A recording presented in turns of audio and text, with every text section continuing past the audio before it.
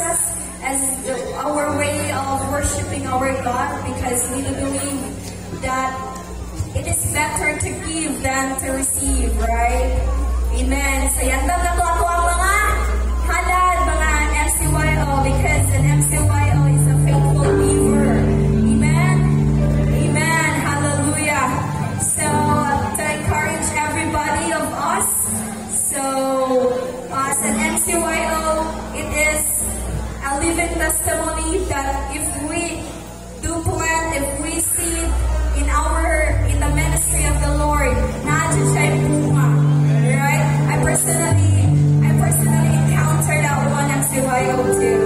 So, for that, Lord, nakita ko man sa itong offering box, Lord, nasa pagdating. Hindi pa natin siya makita. Okay, so, well, nakita ko na sa itong offering box, yeah. I personally experienced that one MCYO because when I invest in God, in the ministry, grabe yung gihatag sa mga as a living testimony.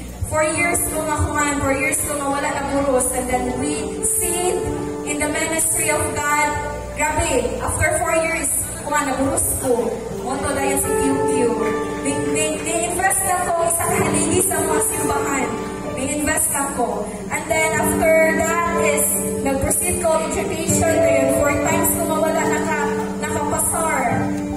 Wala ko nakapasar. Na-discourage na dayon ko. Dahil nagplano pa lang hali ko nga. Mo ni Lord, ako ang seed, ako ang kuan, faithful seed sa iyo ha. Kung makapasar ko, inanay ang tao, no? Nait ko nga, na mga considerations in life.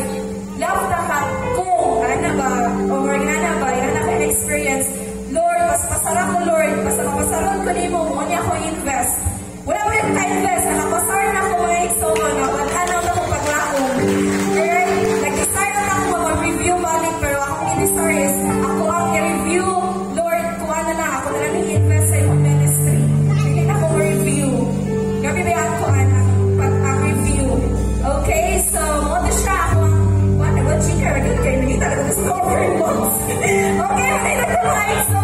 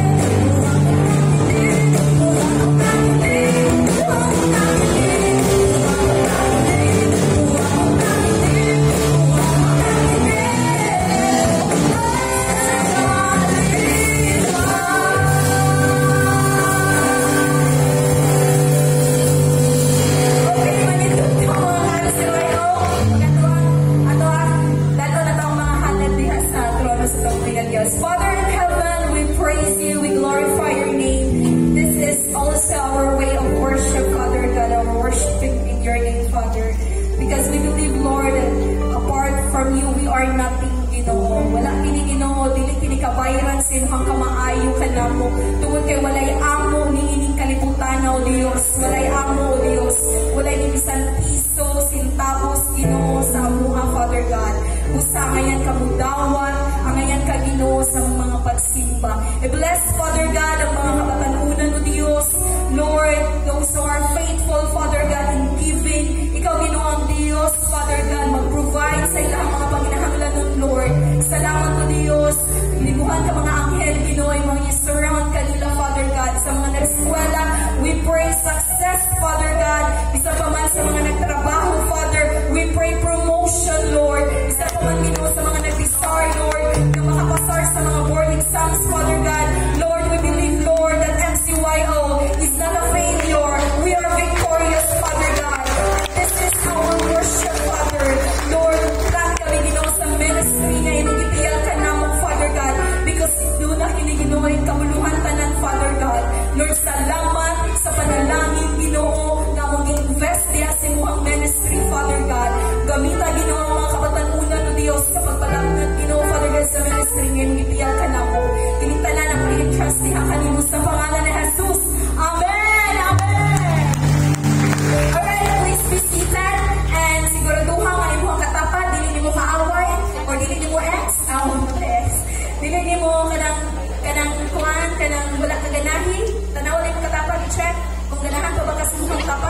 pabalik na.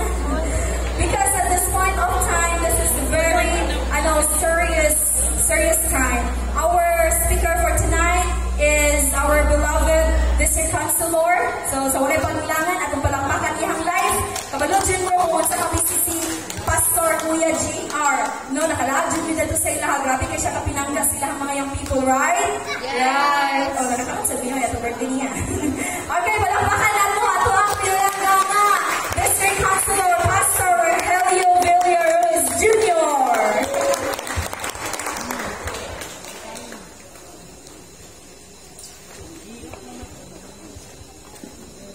Praise the Lord. Good evening, everyone. Good evening, everyone. Magandang gabi po sa inyong lahat. I would like to recognize our very own Vice President of the MCYO, Messengers of the Cross Youth Organization. Palakpakan natin ang ating Vice President. I'm so happy kasi I never expect na makaanhin pa siya karon. But tungod sa favor sa Ginoo, nakaabot siya o naka-join na ito. Wala ta masiro karon o officer sa national na nag-join na ito. Amen. Praise the Lord. And also, ako sab na i-recognize ang ating mga pastors headed by our Reverend Pastor Remy Bagona, our district presbyter, sa mga kapastoran na niya karon. And also, I would like to thank sa ato ang church diri sa Dumpok o sa entire Section 5 sa pagdawat sa kahigayunan na ipahigayon diri sa inyong mga section and diri yun particularly sa Barangay Dumpok.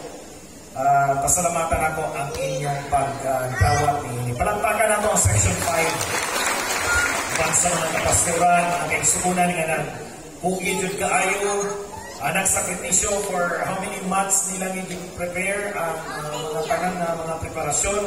Nakita na ko ang mga post, ilang beginning yung washing diri, and grabe ang ilahan ng mga paningkamot, and all the coordinators na ito, palapakan na ito ang itong mga section coordinators na nagasigot tayo na nag-participate, and also atong mga officers, ang ato ating mga upang officers, ang atong secretary una, si Sister Gian, ning larga na nabiyaanta, siya gawas, ng atong stage, karon na po, ang ato na po napuli nga secretary, nilarga na po, pero sa ito nilarga gahapon para Manila na, para sa ulit na siya.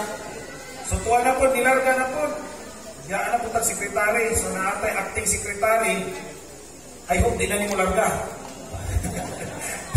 Hapit na. So salamat sa Ginoo, walay largahay, kaya mahurot niya ni tanan. That's why I encourage every young people to participate and to learn, to be responsible sa atong na churches, aron nga maging ready mo just in case katawag mo sa Ginoo sa mga sa kalambigit sa pagdumala sa atong distrito. Amen? So niligtag na ang pasalamat ko sa kita sa atong ang barangay official headed sa ato ang punong barangay na nag-speak kaganina, thankful ta na nagtubod usap sa pagpagamit ining covered court and also sa ato ang gigamit nga lugar sa Dumpok Elementary School. Pasalamatan ta kaayo. And to all mga kaigsukunan na nagsakripisyo na diri karon, I am so blessed and grabe ang kainit sa akong kasing-kasing padayon na siga, no? Gadilaab sa akong sulod tungod sa nakita na ko nga grabe ang akong kadasig diha sa pag-alagad sa Ginoo. Because we are not just serving to please man, but we are serving to please God. Amen? Pagpagan nato ang puwi ng Diyos. Dalay ko na lang ang puwi ng Diyos. Wala ninitak na ang karong get ready because tonight I know that the Lord maghatag ka na ito o mga pagpadaya diya sa iyang pulong aron nga kita mahimutang even more responsible, more nga madasigon, more nga malig-on ug more nga mapuslano ng atong kinabuhi samtang kita bagan pa. I would just like ilahat na ako nga kita mga batan pa. Actually graduate naman po ani. Ang MCYO taman lang sa 35. So katong mga lampas 35, kaway-kaway, napiling yang people gyapon. Salamat sa Ginoo nga nagkanta, ako naginusara. So manasigod gyapon kita tungod kay kana laging ingon lagi nga ang edad ra daw mo ay mo tigulang, pero ang pagbati magpabiling batanon. Amen. Praise the Lord. So dinitak na ako ngayon sa na itong i-ready ang atong kagalingon because tonight we will be unleashing the content ini nga tema na ito karon.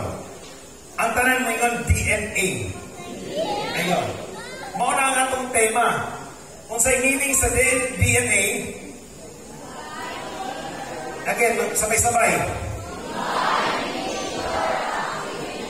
Divine nature activated. Pero ini kagabion, ang divine nature ma-activate if makahibalo ka unsay angay i-activate sa sulod mo. Kay dili na to pwedeng i-activate ang butang wa nakabalo unsay naa nimo. Unsay naa sa sulod nimo. Unsay ng divine nature. O niining kagabion, mag-ready ka sa imong mga notes. Kanang mga cellphone ninyo, gamitan ng notes, anak, wala na sulod. Gamitan na ng notebook ninyo, tungod kay niining taknaa, dunay buta na imong ma-discover na mo change sa direction sa imong kinabuhi. Na mo usab sa dagan sa pagdumala nimo sa imong kagalingon. Tungod kay niining gabiuna, dunay buta nga atong i-discover. Excited ba ta? Ina mo tapad na ay naanimo na imong mahibawan ron. Ngawa pa ni mo nahibaw ni sa una. In fact, pag imo ning masabtan karon, cancel na ang depression. Cancel na ang pagkaluyahon. Cancel na ang kaulawon. Pag imo ma-discover karon, mulakaw ka nga taas mo. Dili na ka mulantaw sa imong kaugalingon nga ubos. Dili na ka mulantaw sa imong kaugalingon nga uyamon. Beginning tonight, you will walk your life nga dunay kinabuhi na maglakaw nga dunay kumpiyansa at pagsalig sa nakuha nimo. Because there is something inside of you. Sa tanang parte sa imong ulo padulong sa imong tiil na ay naadiha nagikinahanglan karong gabi na ma-activate. Are you ready? Let's bow our head. Father, we thank you, Lord. Nining taknaan na imong gitapok kini mga kabatangunan nining adapit sa katuyuan ug tumong pasinunggan ang imong ngalan ug ipahayag ang imong pagkadiyos sa kinabuhi sa matag usa niya karon. Amahan mo nga langit no nining taknaan uban ang pagpaubos wala kani mahimong kumula. I am praying in the name of Jesus that you're going to open the floodgates of heaven and Lord, empower every young people nga niya karon na minaw. By the power of the Holy Spirit, maghatag og pinadaya, maghatag og revelation, maghatag og kahibalo diya sa matag usa aron masabtan namo Ginoo ang imong original nga katuyuan sa among kinabuhi. That everyone will start to understand the divine nature, and this divine nature will begin to activate in everyone that is here tonight. In the name of Jesus, among i-cancel tanang planos yawa nga mubalda karon sa ngalan ni Jesus. We are binding every forces of the enemy upon this place right now in the name of Jesus. Lord, ining taknaan, naging imong pulong Ginoo, nga mintras ang yuta ilalumpas landong sa langit, magapadayon ang seasons. Season ron sa tingulan, Lord. But in the name of Jesus, I am appealing to you. Gikan karong gabi una, Lord, hangtod sa mutapos kini nga MCYO camp, ang imong gahong magakontrolar sa weather condition in the name of Jesus. To give us weather, Lord God, fitted sa panginahanglan ni ini nga bulhaton para pasinungan kag himayamon ka sa ngalan ni Jesus.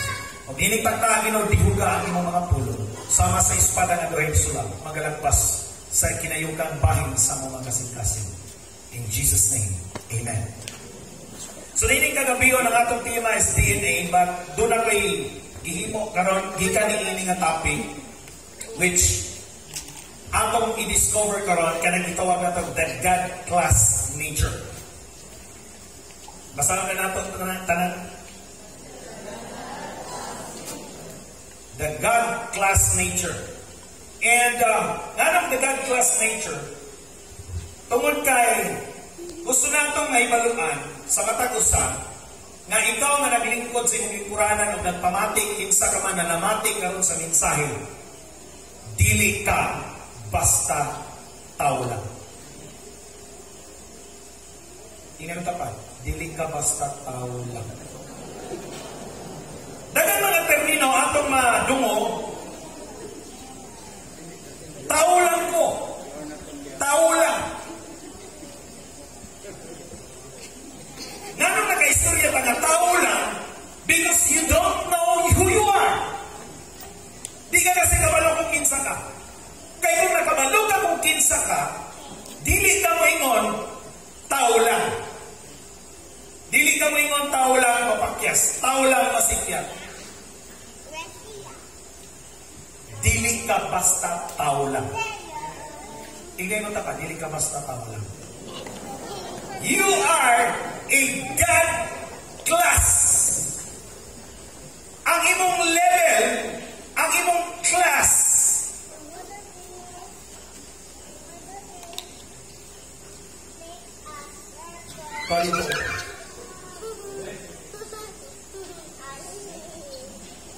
in Genesis chapter 1 verse 26, isa ni Bible. Taas ka po sa Bible. Itaas ang Bible daw. Ito sige, itaas ang kamot niya, malay Bible. Kung nadaghan lagi Bible niya, gamay ng taas. Ablihan na inyong Bible. Kung nabang may Genesis, kasi kung Genesis 1:26 yung Bible. And God said, let us make man in our image,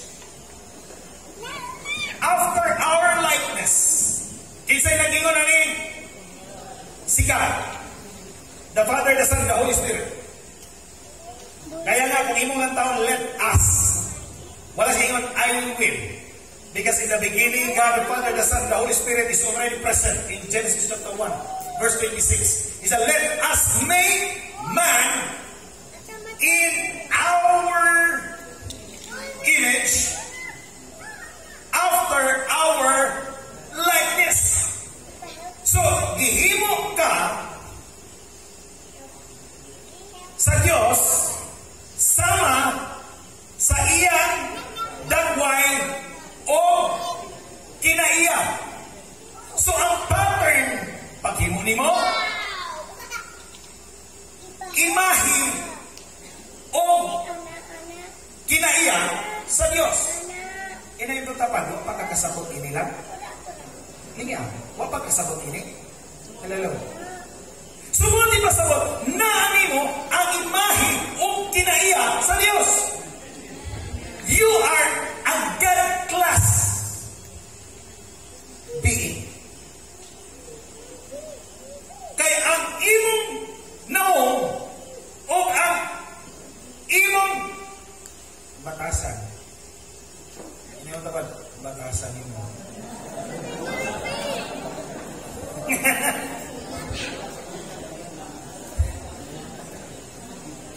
Gihimo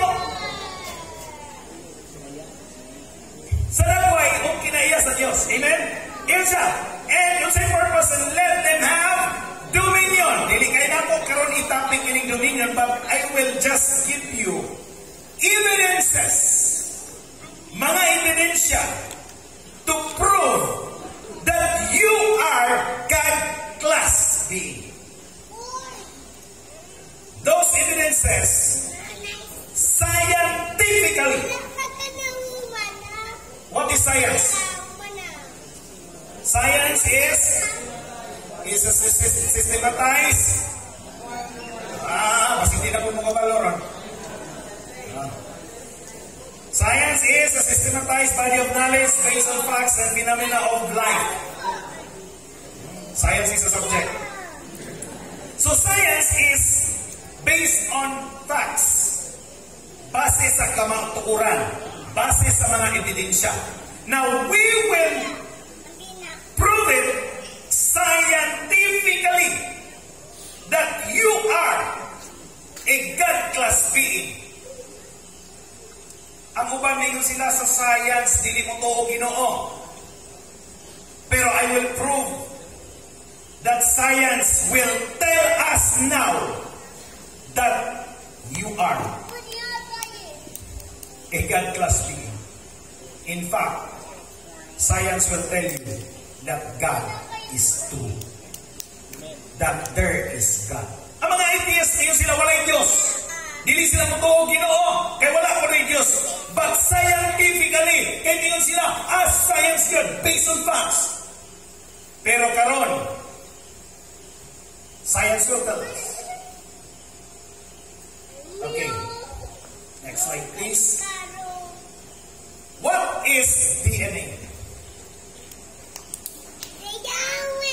Unsa yung meaning sa DNA scientifically? Ay, Jim. Ang nag-eskwela tarong makabalo, pero buwag ka nag-eskwela tarong, kabalo ko di ka kabalo.